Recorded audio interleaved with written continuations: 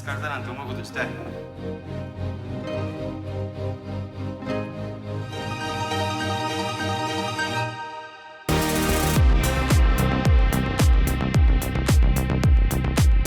Hey everyone, welcome back to Let's Talk. I'm John, and today I want to talk to you guys about a little film called Mishima, A Life in 4 Chapters, directed by Paul Schrader, and I also want to talk about its Criterion Blu-ray release.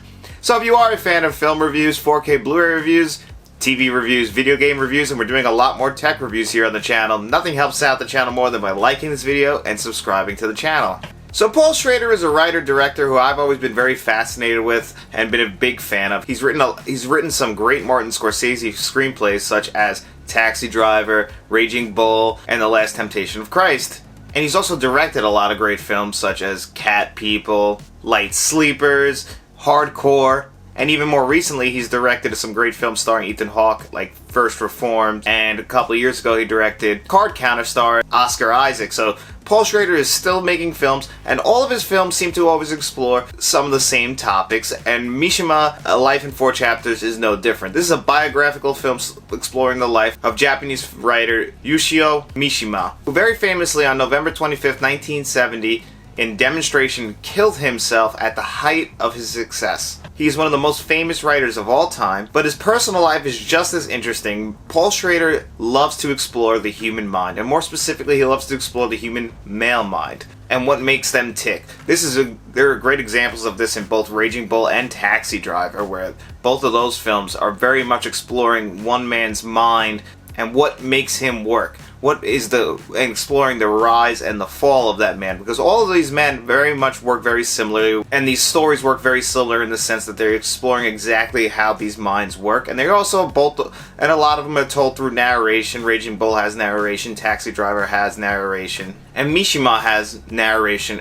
as well. So you could see when writing his screenplays, which this one is actually also done with him and his brother Leonard Schrader, who he has written with before. But also, fascinatingly enough, this film is actually produced by Francis Ford Coppola and George Lucas. You can see that this is a story that many great directors wanted to tackle, because this is such a fascinating story of an artist. This film was made by artists, so they are definitely fascinated by a man who, at the success levels that he reached, would be willing to kill himself for his political beliefs, and a belief that he felt so strongly enough about that it didn't matter how successful his life was. He felt like he had to do something. He was committed to it his entire life, and what led him to be brought to do that? It's so fascinating, and that's what makes this film just so fascinating.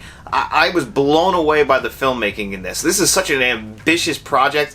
This is by far Paul Schrader's masterpiece. Now, is it a perfect film? No. It's definitely one of those movies where Paul Schrader definitely got it in his mind. He wanted to make a certain movie, and he was going to do everything in his power to make the perfect film. And you just have to admire that. It is unbelievably told non-linearly, told through 3 different types of film. There is so much going on in the filmmaking process and the story itself, and the way that they all coincide to make this one beautiful project. It really is mind-blowing. I was actually very nervous about taking this film on to watch.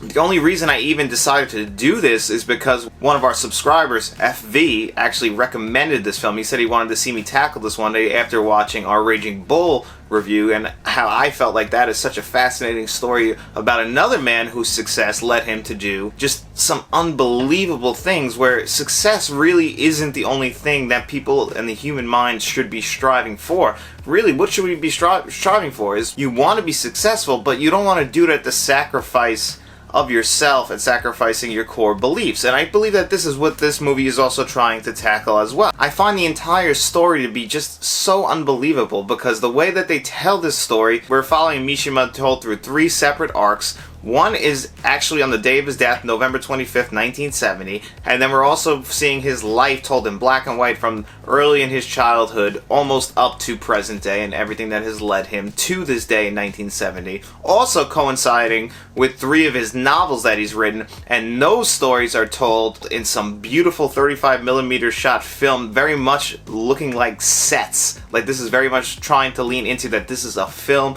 you know, that's being brought to life, so the sets are so uniquely designed. This was actually my favorite part visually of watching the film. As much as I enjoyed the other two ways that they designed the black and white, the way they showed November 25th, 1970, which they said they were going for a very documentary film style, and then obviously the black and white, they were throwing it back to like the Kurosawa kind of samurai days, and how those films were shot in beautiful black and white. But the way they showed actually his novels on screen, the way that they leaned right into sets and almost the theatrics of it all, really is what blew my mind most about this film. And really, like, it still looked like it was taking place, like it was filmed on a soundstage in the 1980s. And for me, that really is special. I really loved it. Like, they had these like saturated pink looking lights shining through, or like the way the neon hit it, or like with the first novel, how they had the deck and it was only just a clear path and the houses were small, and you know, leaning into like something you would see in the theater, like really leaning into like this is a film, and combining that with such a serious story. But yet this guy is also a writer, so he knows how to tell stories, but yet how these stories lined up with his life. It's just so fascinating, and it's so ambitious.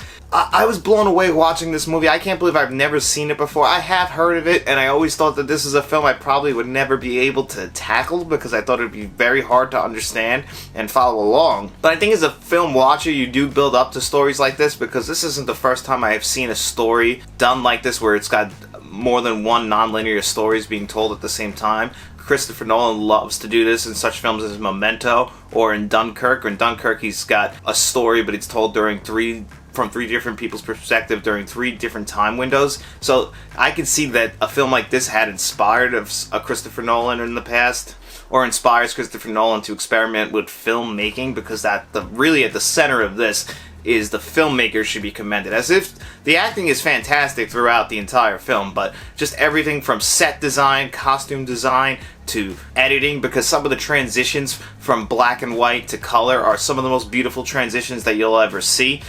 I really can't say anything bad about how this film is made from a filmmaking perspective. It's really just unbelievable, and I'm sure gets shown in film classes throughout the world. Even though this movie cost $5 million, this only made $500,000. Paul Schrader is not known for making box office hits, because his films are very much character studies and studying the human mind, and a lot of people can feel uncomfortable looking at that and looking at things in a very philosophical fashion. It's not an entertaining trip to the movie theaters. It's very much made for people who are very much into film, or into writers, or very much into, you know, the filmmaking process. Like, that's something that's always fascinated me, is how films are made. And a film like this, you can just see that everybody was all in on making a beautiful film. And that includes the score. The score for this was done by Philip Glass, who actually did the score for one of my personal favorite documentaries, The Thin Blue Line, which I actually have here on Criterion also. And I think that the score to this really does help to carry that entire documentary and really sets the stage for it. And the score is actually very similar to The Thin Blue Line. Once I heard it, I was like, okay, I could be able to figure out that is the guy who made the score for The Thin Blue Line. It's not that hard to figure out, because he has a certain style, and a style that I love, so I definitely love the score to this just as much as I love the score to The Thin Blue Line, and I really do think that it actually adds to the full experience of this film. So I don't know if you guys could tell or not, but I really love Mishima, A Life in 4 Chapters. Now, this is the kind of film you're going to have to revisit over and over to really understand everything. This is my initial thoughts after seeing it only once. I'm sure I've only scratched the surface of what this film is trying to tell me, because like with any Paul Schrader film or screenplay, it's got a lot of depth to it that's going to take a long time to unpack and really study the characters that he wants you to study. So I'm really looking forward to coming back to this. But while we're still here, I want to actually review its Criterion Blu-ray.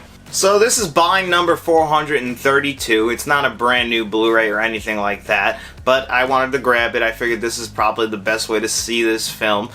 It's actually only had 3 physical releases throughout its entire history. It had a DVD release in 2001, then it was released on Criterion on their DVD, and then eventually it was released on Blu-ray, which is what I have, which is just taking from the DVD. But it has one of the nicest cases you'll ever see. I don't know if I hope the camera really picks it up and does it justice, because it's got like this reflective art on it, very much leaning into the style of the film, which is very artistic looking and very stylistic. So I'm really glad that they got the box design and everything right with that, and making sure that everything looks stylistic. And then when you open it up, you get a really beautiful booklet which really, if you flip through, really nice paper stock. Everything is really nice. The casing is really nice. The disc itself is really nice. I love the juxtaposed of colors that they have going on here because it does lean into very much the juxtaposed film styles that were done throughout the entire film. And I think they did a great job. I think they did a great job here in their box design. I was definitely pleasantly surprised. I was not expecting that when I ordered on a Criterion July sale with Barnes & Noble, so I didn't expect to get something that nice, and I'm really glad I grabbed it. It's a beautiful set. The Blu-ray itself inside, it's a one-disc set, is also gorgeous, but like I said, a lot of this was shot using a bunch of different techniques. The 35mm shots using all the saturated colors and everything throughout, because there's plenty of film grain throughout the entire thing. You really can tell that this is something that was shot on film, which we almost lost, because if you watch the documentary on here, Making of Mishima, you'll see that they were almost shot this on analog video, which would have definitely gave us a very different style and definitely wouldn't have looked as good today on Blu-ray that it actually does. So shooting it with the 35mm film has lent itself, definitely helped this film age beautifully as time has gone on, and eventually if this gets a 4K, it'll even look better than it does now with HDR on it. So from a visual standpoint, this Blu-ray is beautiful, which isn't a surprise. Criterion does the best restorations that you can imagine. People love film work for Criterion, and they make sure that they at least attempt to put out the best film possible. And boy, from working from the original film negatives, they did a great job on this Blu-ray. I was blown away by it. The audio, you know, like I said, it has a beautiful score on it, like from Philip Glass, but, you know, it didn't blow me away from an audio standpoint. It's got a DTS 2.0 on it. This is a film that's using Japanese language, so you're going to have English subtitles on there, but it still sounded very good. It's an older film. It's from the 1980s, so, you know, it's not going to have a 5.1 on there, or definitely not a Dolby Atmos track. It's very much just a DTS 2.0, and it still worked very well. It worked with the type of film this is. This isn't an action-packed film, so it doesn't need to have anything that's going to blow you away. It's very much just using your front speakers, and the dialogue was clear, so I don't have a bad thing to say about it. Like I said, the extras, on the other hand, were very good, and I was very happy with that. I'm always a sucker when they put a making of documentary on there, because I just love to get people's thoughts and get into the filmmaking process. So for me, that was obviously the best part, but there is still plenty of other extras on there to make everybody happy. I think you're definitely going to enjoy this entire thing. Like I said, I'm very late to the party on this, so this has been out for a long time. I'm just getting to it now. I just was blown away by the entire thing. The film in general, obviously, is what took my breath away, but the entire casing, the extras, the Blu-ray itself, and the box design, the audio is pretty good. The visuals definitely is what's going to keep bringing you back. You're going to definitely want to have the best version of this film possible visually, because this is very much a stylistic film. So I think that this Criterion set is by far the best way to see this film if you can afford it. Definitely, if next time they have a Criterion 50% off sale, do what I did. Grab this, and I promise you won't regret it. If I'm going to give this entire package an overall rating, this is a solid 9 out of 10, and if this eventually does get a 4K release, I will be 100% grabbing it, even though I don't really like to double dip like that. When certain films have a certain type of beauty to them and really lean into the filmmaking, I want to support a film like that, and this is the kind of film that I fully support, and a film that I think that you will not regret seeing. So, as always, guys, thank you so much for being here. If you guys want to see me do a review that you don't really see many reviews of, please feel free to drop your recommendations in the comment section below like FV did. That's the only reason I even made this video. It's the only reason I even checked this film out. So I'm very thankful for that. So if you guys want to definitely do something like that, please leave those comments in the comment section below. Make sure you like, share, and subscribe. And, as always, guys, tell all your friends.